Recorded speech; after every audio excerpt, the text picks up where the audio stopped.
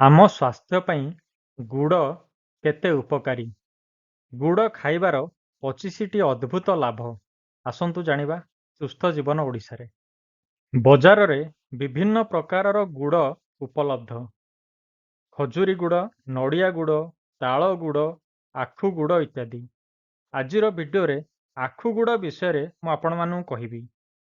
ପଞ୍ଚାମୃତରେ ଯେତେବେଳେ ଭଗବାନଙ୍କୁ ଅଭିଷେକ କରାଯାଏ, ସେଥିରେ ଗୁଡ଼ ମିଶିଥାଏ। ତେଣୁ ଗୁଡ଼ ହେଉଛି ଅମୃତ ପରି। ଏହା ଗୋଟିଏ ଉତ୍ତମ ପାଚକ ରୂପେ କାମ କରିଥାଏ। ଖାଦ୍ୟ ଖାଇସାରିବା ପରେ ଗୁଡ଼ ଟିକିଏ ଖାଇଲେ ଗରିଷ୍ଠ ଖାଦ୍ୟ ହଜମ ହୋଇଯାଏ।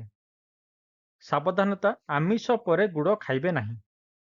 ଗୁଡ଼ରେ calcium, magnesium, phosphorus, potassium, iron, zinc, copper, folic acid, vitamin B complex, vitamin C ଓ ଭିଟାମିନ୍ ଇ ଇତ୍ୟାଦି ଥାଏ।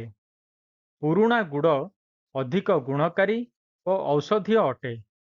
କଫ ଏବଂ ବାତ ରୋଗୀଙ୍କ ପାଇଁ ଗୁଡ଼ ବହୁତ ଉପାଦେୟ। କିନ୍ତୁ ପିତ୍ତ ପ୍ରକୃତିର ବ୍ୟକ୍ତି ଏହାକୁ କମ୍ ଖାଇବେ, କାହିଁକି ନା ଏହା ଉଷ୍ଣକାରକ। ଗୁଡ଼ ବଳକାରକ, ଶୁକ୍ରବର୍ଦ୍ଧକ, ମସ୍ତିଷ୍କ ଏବଂ ଆଖି ପାଇଁ ଟନିକ୍ ଅଟେ। ଗଳା ରୋଗରେ ବା ଥ୍ରୋଟ୍ ଇନଫେକ୍ସନ, କଫ, କାଶ ଇତ୍ୟାଦିରେ ଅଦା ସହିତ ଗୁଡ଼ ମିଶାଇ ଖାଇଲେ ଆରାମ ମିଳିଥାଏ। ଗ୍ୟାସ୍ ସମସ୍ୟାରେ ଗୁଡ଼କୁ ଶୁଣ୍ଠି ସହ ମିଶାଇ ଖାଇବେ। ଯଦି ଅମ୍ଳପିତ୍ତ ବା ଏସିଡିଟି ଅଧିକା ହେଉଛି, ତେବେ ହରିଡ଼ା ଚୂର୍ଣ୍ଣ ସହିତ ଗୁଡ଼ ମିଶାଇ ଖାଇବେ। ଗୁଡ଼ରେ ଥିବା ଫସ୍ଫରସ୍ ଏବଂ କ୍ୟାଲସିୟମ ଅସ୍ଥିକୁ ସୁସ୍ଥ ଓ ସୁଦୃଢ଼ ରଖେ। ଏଥିରେ ଆଇରନ୍ ଥିବାରୁ ଏହା ରକ୍ତହୀନତା ଦୂର କରେ। ଯେଉଁମାନଙ୍କର ହିମୋଗ୍ଲୋବିନ୍ କମ୍ ଅଛି, ସେମାନେ ନିୟମିତ ଗୁଡ଼ର ସେବନ କରିବା ଆବଶ୍ୟକ। ଯଦି ଶରୀର ଥଣ୍ଡା ରହୁଛି, ଶରୀରର ତାପମାତ୍ରା କମ୍ ରହୁଛି, ତାହେଲେ ଗୁଡ଼ ସେବନ ଶରୀରକୁ ଉଷ୍ଣ ରଖେ। ଚିନି ଅପେକ୍ଷା ଗୁଡ଼ ଶୀଘ୍ର ହଜମ ହୁଏ। ଚିନି ବିଭିନ୍ନ ପ୍ରକାରର କେମିକାଲ ବ୍ଲିଚିଂ ଦ୍ୱାରା ପ୍ରସ୍ତୁତ କରାହେଉଛି। ଏହା ସ୍ୱାସ୍ଥ୍ୟ ପାଇଁ କ୍ଷତିକାରୀ ଅଟେ, କିନ୍ତୁ ଗୁଡ଼ ସ୍ୱାସ୍ଥ୍ୟ ପାଇଁ ଉପକାରୀ ଅଟେ। ଯଦି ପରିସ୍ରା ଠିକରେ ନ ଆସୁଛି, ରହି ରହିକି ଆସୁଛି ବା ବାହାରିବାରେ କଷ୍ଟ ହେଉଛି, ତେବେ ଗୁଡ଼ର ସେବନ ଲାଭଦାୟକ ଅଟେ।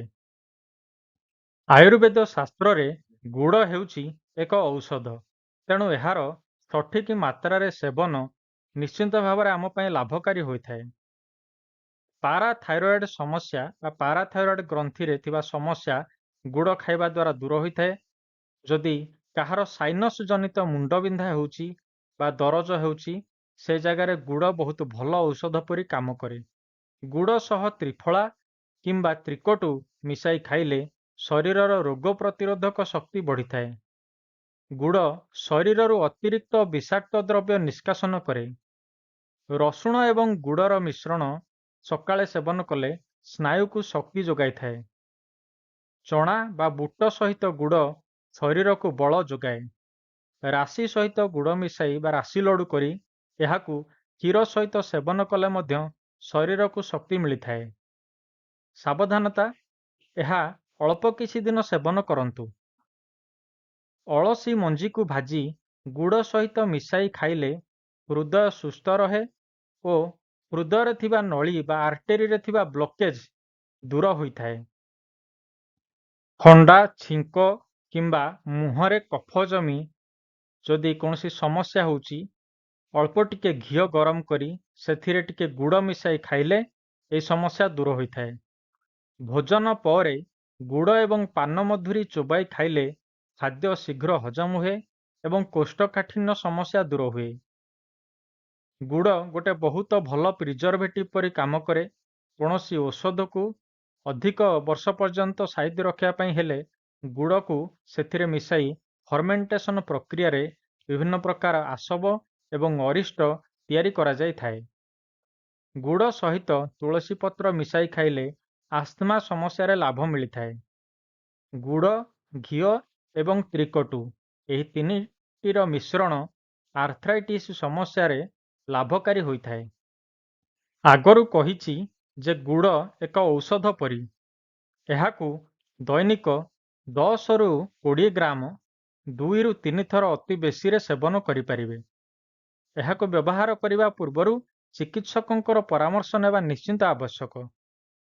ନୂଆ ଗୁଡ଼ ଡେରିରେ ହଜମ ହୁଏ, ତେଣୁ ଯେଉଁମାନେ ପତଳା ଏବଂ ନିଜର ଶରୀରର ଓଜନ ବୃଦ୍ଧି କରିବାକୁ ଚାହୁଁଛନ୍ତି ସେମାନଙ୍କ ପାଇଁ ନୂଆ ଗୁଡ଼ ଲାଭକାରୀ ହୋଇଥାଏ, କିନ୍ତୁ ଅନ୍ୟମାନଙ୍କ ପାଇଁ ପୁରୁଣା ଗୁଡ଼ ଲାଭକାରୀ। ଗୋଟିଏ ବର୍ଷ ପରେ ଗୁଡ଼କୁ ବ୍ୟବହାର କଲେ ଏହା ଉଭୟ ପତଳା ଏବଂ ମୋଟା ବ୍ୟକ୍ତିଙ୍କର ସ୍ୱାସ୍ଥ୍ୟକୁ ଠିକ୍ ରଖିଥାଏ। ଗୁଡ଼ ଅଧିକ ଖାଇଲେ ପେଟରେ କୃମି ସମସ୍ୟା, ପାଇଲ୍ସ, ଡାଇବେଟିସ୍, ମୋଟାପଣ ଇତ୍ୟାଦି ଦେଖାଦେଇଥାଏ। ଗୁଡ଼ ସହ କ୍ଷୀର କେବେ ବି ସିଧାସଳଖ ଖାଇବେ ନାହିଁ। ଖରା ଦିନେ ଗୁଡ଼ ଖାଇବେ ନାହିଁ। ଗୁଡ଼ ଚାହାରେ ପକାଇ କେବେ ବି ଖାଇବେନି।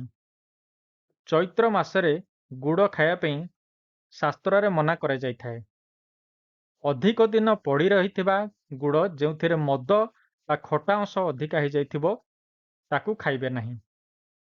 ସାଧାରଣତଃ ବଜାରରେ ଉପଲବ୍ଧ ଗୁଡ଼ କେମିକାଲି ପରିଷ୍କାର କରାଯାଇଥାଏ, ଯେଉଁଥିରେ ସୋଡିୟମ ହାଇଡ୍ରୋସଲଫାଇଡ୍ର ବ୍ୟବହାର କରାଯାଇଥାଏ। ତେଣୁ କଳା ଗୁଡ଼ ସବୁଠାରୁ ଭଲ। ଉଜ୍ଜଳ ଏବଂ ହଳଦିଆ ଦେଖାଯାଉଥିବା ଗୁଡ଼ ନ ଖାଇଲେ ଭଲ।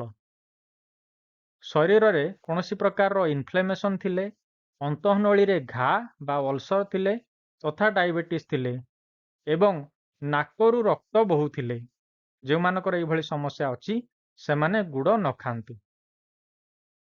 ଆଶା କରୁଛି ଦିଆଯାଇଥିବା ସୂଚନା ନିଶ୍ଚିନ୍ତ ଭାବରେ ଆପଣମାନଙ୍କୁ ଭଲ ଲାଗିଥିବ ଏବଂ ଆପଣମାନଙ୍କର କାମରେ ଆସିବ।